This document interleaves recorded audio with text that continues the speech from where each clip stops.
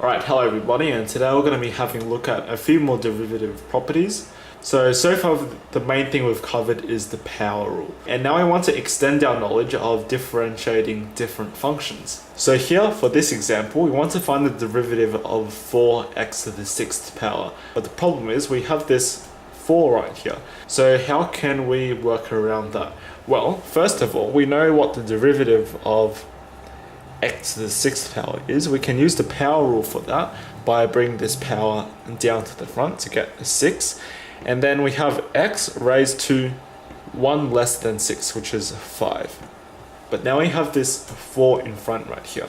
So here's a quick way of thinking about how to deal with constants in front of functions that we know how to differentiate. So if we were to scale up our function by, let's say, 4, then at any particular point, how much does our function change by? Well, if our function is getting scaled up by 4 everywhere, then that means the rate of change of our function will also increase by 4 everywhere. So in fact, if we take the derivative of 4x to the power of 6, that's the same thing as taking the derivative of x to the power of 6 and then scaling it up by 4. So pretty much what we can do is bring this 4 to the outside and then just differentiating x to the 6th power.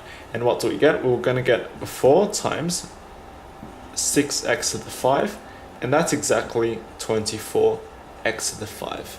So overall, if you have some function, let's say f of x, and you know what the derivative of f of x is, so I'll write f prime of x, then if you want to take the derivative of some constant, let's say c, of f of x, that's exactly the same thing as first differentiating f of x and then multiplying that same constant c to the outside afterwards.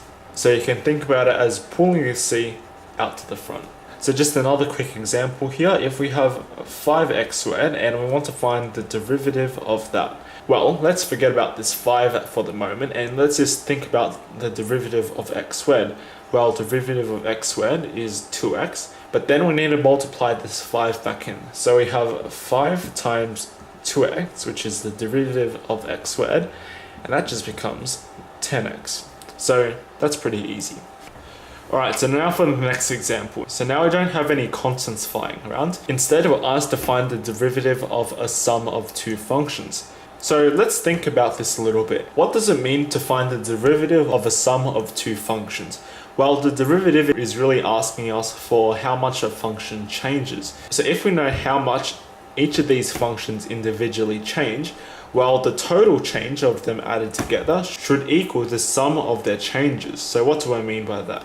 Well, if we know that the derivative of x squared is 2x and that the derivative of x cubed is 3x squared, well, the derivative of the sum of these two functions should be precisely the sum of these two derivatives right here. So in fact, when you have a sum of two functions and you want to find the derivative of them, it's exactly taking the derivative of one function and adding it with the derivative of, well, the other function.